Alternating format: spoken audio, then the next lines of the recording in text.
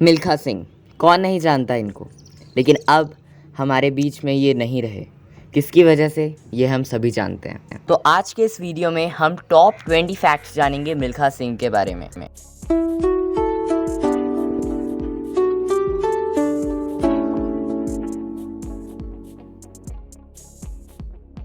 मिल्खा सिंह का जन्म 20 नवंबर 1929 में गोविंदपुरा, जो कि पाकिस्तान में है, वहाँ पर हुआ था। उन्होंने अपने माता पिता को पाकिस्तान और इंडिया के विभाजन के समय मरते हुए देखा और इसीलिए वो विभाजन के बाद भारत में आ गए। वो अपने गांव से 10 किलोमीटर दूर अपने स्कूल में पढ़ने जाया करते थे।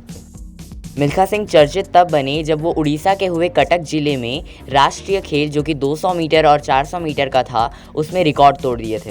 वीकेंड से झंडे गाड़ दिए थे और जो उनका 200 मीटर का रेस था उसको उन्होंने 21.6 सेकंड में कवर किया था और जो 400 मीटर का रेस था उसे 45.9 सेकंड में कवर किया था। वे 1951 में सिकंदराबाद में EAME सेंटर को ज्वाइन किया। यहीं से उन्हें एथलीट माना जाने लगा, यानी कि उनका नाम एथलीट के पन्नों में आ गया। वे ट्रेनों के साथ रेस लगाते थे और देर रात तक प्रैक्टिस किया करते थे। उनका सपना था कि वो आर्मी में जाएं, लेकिन 3 बार उन्हें रिजेक्ट कर दिया गया। लेकिन वो हार कहाँ मानने वाले थे, वो चौथी बार ट्राई करे और जीत गए। मिल्खा सिंह एक बार फाइनल मैच में सबसे तेज दौड़ रहे थे। वे देखे कि सारे खिलाड़ी काफ़ी पीछे हैं, इसलिए वो रुक गए, यानी कि अपना जो स्पीड था उसे कम कर लिया।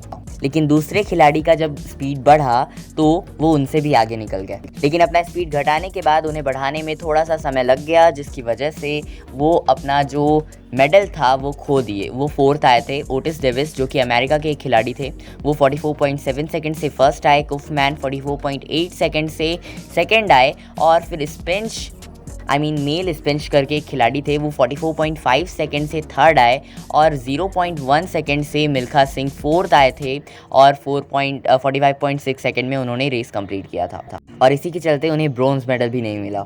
और जब तक वो जिंदा थे तब तक वो जब भी इस बारे में सोचते थे उनकी आंखें भर आती थी कि उन्होंने अपनी छोटी सी गलती की वजह से अपना ब्रोंज मेडल खो दिया।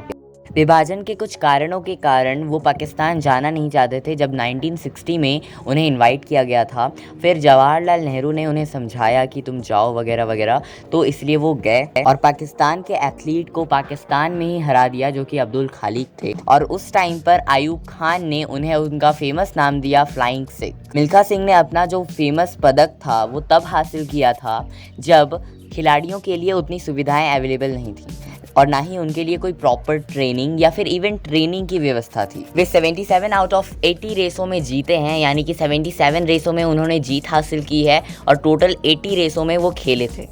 उन्हें 1959 में अमेरिका द्वारा हेल्मस वर्ल्ड ट्रॉफी भी दी गई थी। वे ओलंपिक में इतने ज़्यादा लोकप्रिय थे कि जब भी वे स्टेडियम में घुसते थे तो दर्शक उनका तालियों से बहुत स्वागत करते थे। एंड ऑफ कोर्स वो अपनी बड़ी हुई दाढ़ी और अपने बालों के लिए तो फेमस थे ही।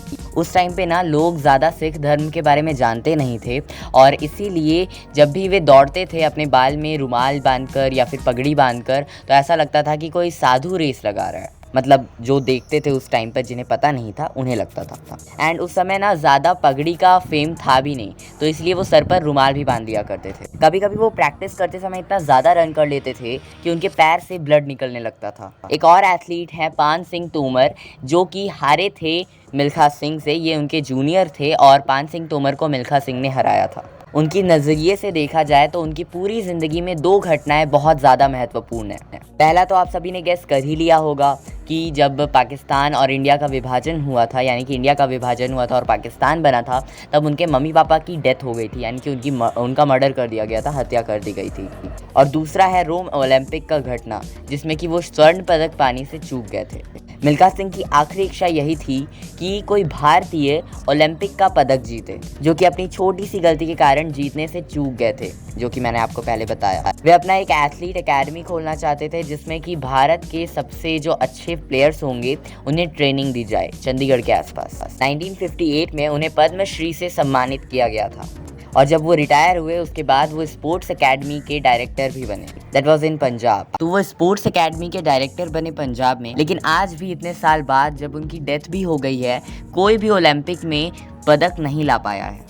उनकी बायोग्राफी पर एक फिल्म भी बनी थी, भाग मिल्खा भाग। मिल्खा सिंह ने अपनी बायोग्राफी भाग मिल्खा भाग, जिसमें कि फरहान अख्तर ने मिल्खा सिंह का रोल निभाया है, उसको सिर्फ 1 रुपए में राकेश ओम प्रकाश मेहरा को बेच दिया था। मिल्खा सिंह का ये कहना है कि 1968 के बाद उन्होंने कोई भी मूवी नहीं देखी, लेकिन जब उन्होंने भाग मिल्खा भाग देखा तो उनके आंखों से आंसू आ गए। मिल्खा सिंह ने अपनी autobiography the race of my life, जो कि मिल्खा सिंह के द्वारा ही लिखी गई है, वो अपनी बेटी के साथ सोनिया सनवालका के साथ लिखे थे। मिल्खा सिंह के बारे में और जानना है तो आप इस वीडियो को क्लिक कीजिए, और अगर आपको किसी ब्रांड के सक्सेस स्टोरी को जानना है जैसे जंबो किंग या फिर पैराशूट कोकोनट ऑयल, तो आप इन दोनों में से किसी भी वीडियोस को क्लिक कर सकते हैं। तो यही था आज का वीडियो। आई होप कि आपको अच्छा लगा होगा। Thanks for watching. Bye bye.